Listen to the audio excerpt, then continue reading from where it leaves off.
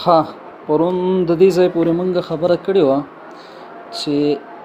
په یورپ کې الحاد څنګه خور شو، بیا هغې ته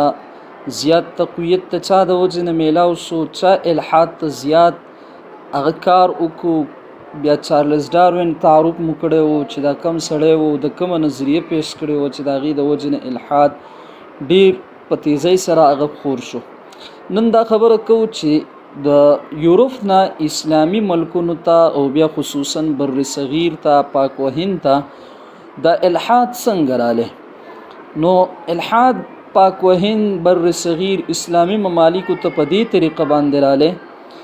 چې د ټولو نه اول دغه یورپ را ولګېدو او د خپلو حدودو نه دی ووتل او په نورو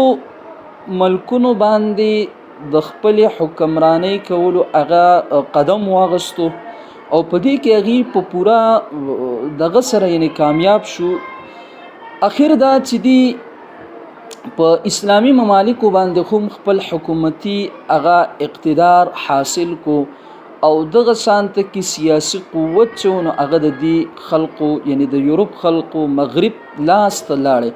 اوس دا څنګه لاړې، هغې کم نظام جوړ کو چې د هغې نظام په وجه باندې تمامه دنیا د هغې په لپیټ کې راغله او د هغې هغه اقتدار هغې ته ورکړی شو، هغې ورباندې اقتدار حاصل کو، سیاسي قوت ورباندې حاصل کو. نو دا انشاءالله چې زمونږ دویم کم پیریډ دی هغې کې به مخې ته دا خبره راشي، کم چې مونږ وایو مغرب کی فکری یلغار اور اسلامی دنیا کا مستقبل، هغه کتاب کې به دا خبره تاسو ته راشي چې هغې د یو نظام تحت دا هر څه حاصل کړه. خو دې کې دا خبره یاد وساتئ چې کله د یورپ اسلامی ملکونو باندې سیاسی اقتدار او سیاسی قوت ورکه حاصل کو، نو د دې سره سره هغې صرف دا د سیاست تر حده ونه ساتله، بلکې د دې اسلامی ملکونو په عقایدو باندې خصوصا د اسلام خلاف هم هغې کار شروع کو، فکري طور یې کار شروع کو او د مسلمانانو هغه عقاید بنیادیه یعنی اصول اسلام که هغه د وجود باری تعالی، توحید باری تعالی خبره وا، که د رسالت خبره وا او که د قیامت، د دې عقایدو د چناو اغستلو او د دې په ځای باندې الحادي افکار په دې کې نه نباسلو دپاره هم څوک کوشش وکړو. نو په دې طریقه باندې خو اسلامی دنیا ته بیا پاک و هند بر صغیر ته الحاد اغراله. خدا یاد ساتئ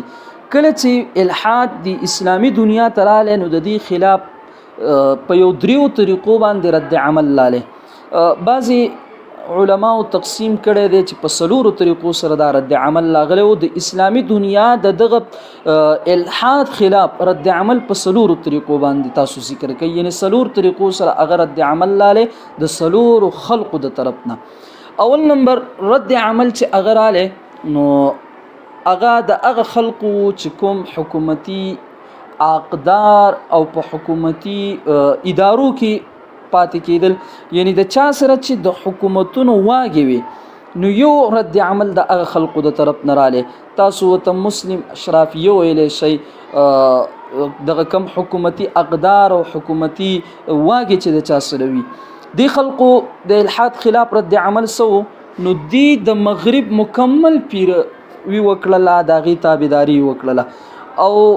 الحادی فکر یې فوراً قبول کو. اوس دا خبره یاد ساتئ اگر چې دا اسلامی حکومتي اقدار واګې چې د چا سره وي، هغه خلق هغې خو په نوم باندې مسلمانانو، یعنی په نوم باندې مسلمانانو، خو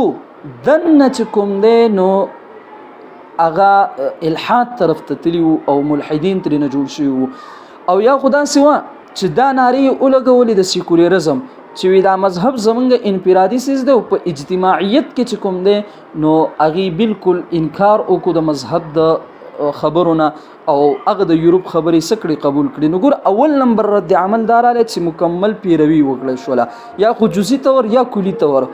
د مکمل نه مراد یا جزئی طور تابعداري و د یورپ او یا کلی طور، خو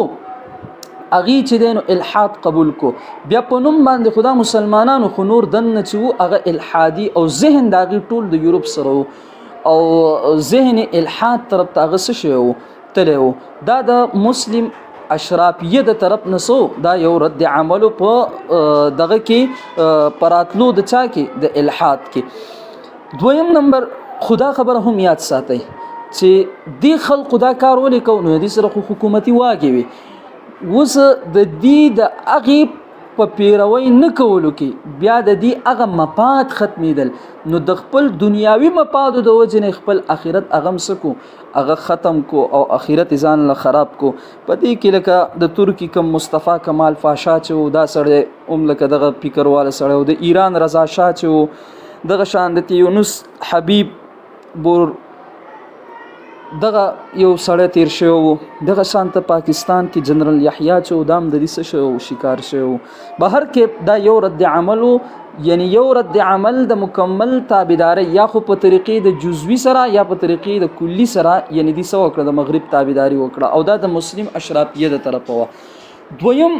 د مسلمانانو د علماو د طرف رد عمل لاله او هغه مکمل د الحاد تردید کولو الحاد مسترد کولو. دا علما را ولګیدل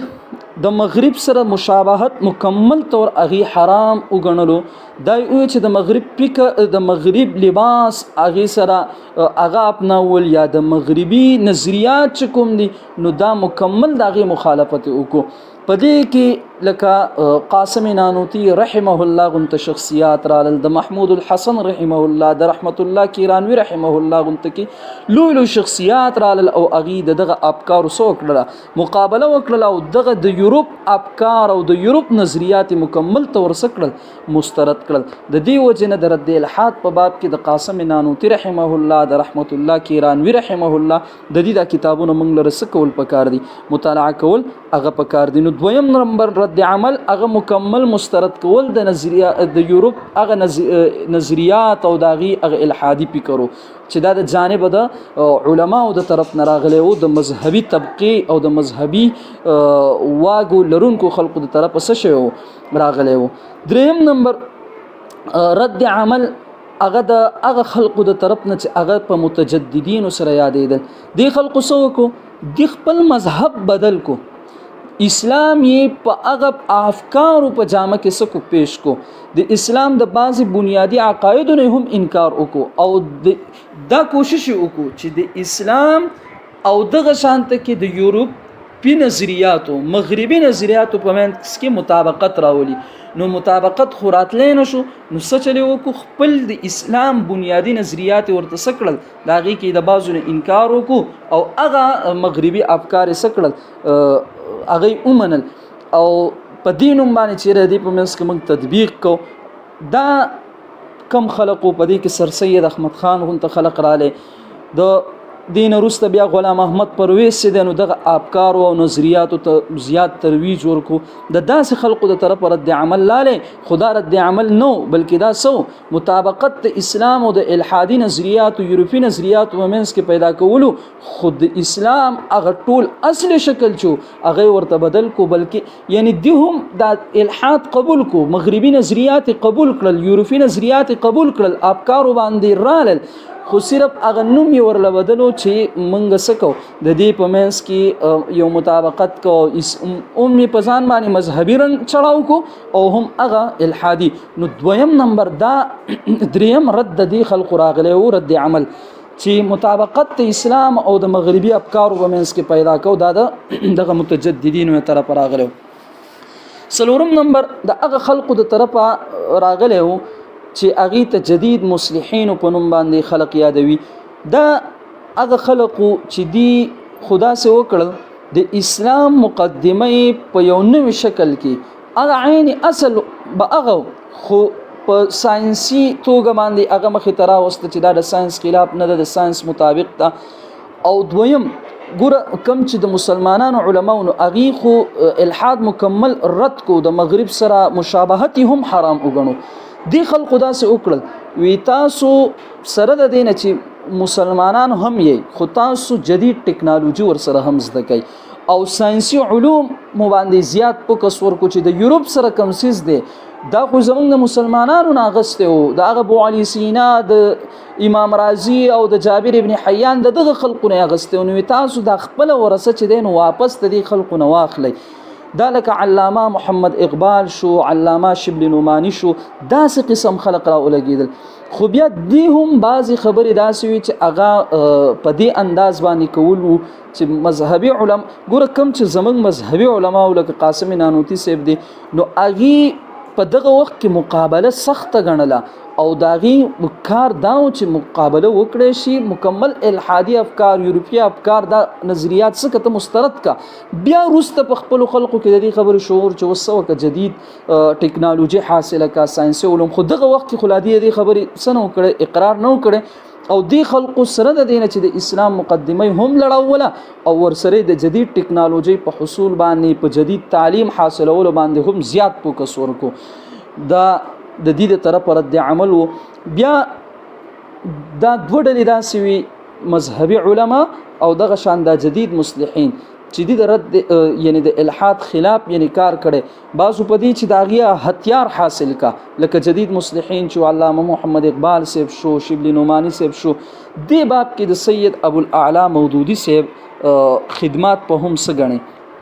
قابل تعریف دي. هغه په دې باب کې کار کړی دی او مسلمانانو ته د دې خبرې چې تاسو سره دانه اوس دغه بعضی نظریاتو کې موږ اختلاف ساتلی شو دغه سره، خو د الحاد خلاف دی سړي هم ډیر لوی کار کړی دی. نو الله رب العالمین دغه خدمات قبول کړي. بهر کې دا د مسلمانانو معاشري ته چې کله الحاد رااله نو پاغي باندې دغه سلور قسم رد عمل لاله او په دې انداز باندې الحاد زمون په معاشرو کې هغه مسلط کړی شو. وس دا الحاد چې کوم دی نو ډیر په تیزی سره روان دی. یو خو د سوشل میډیا دور دی، نو ان شاء الله د الحاد اسباب او د دې د پیلاویدو اسباب به موږ بیا ذکر کوو، خو اوس موږ له د رد الحاد طرف ته توجه ډیره زیاته پکار ده. بهر کې موږ دویم تقسیم ذکر کوو د الحاد په اعتبار د زمانې سره، نو الحاد قدیم او الحاد جدید. بیا مې درته د الحاد قدیم تاریخي پس منظر بیان کړو، د الحاد جدید مې د 2-3 ورځې ته پس منظر بیان کو تاریخي. ان شاء الله سبا درته بیا د الحاد قدیم او د الحاد جدید په منځ کې فرقونه ذکر کوم. اوس صرف دغه سبق یاد کړئ او ان شاء الله بیا چې وروسته کوم پیریډ دی نو د هغې نه به نن چوټي په دې بهانه باندې وکړو چې څه پروګرام د هغې ته ځو، نو تاسو دا سبق یاد کړئ. ټیک ده که نه ان شاء الله.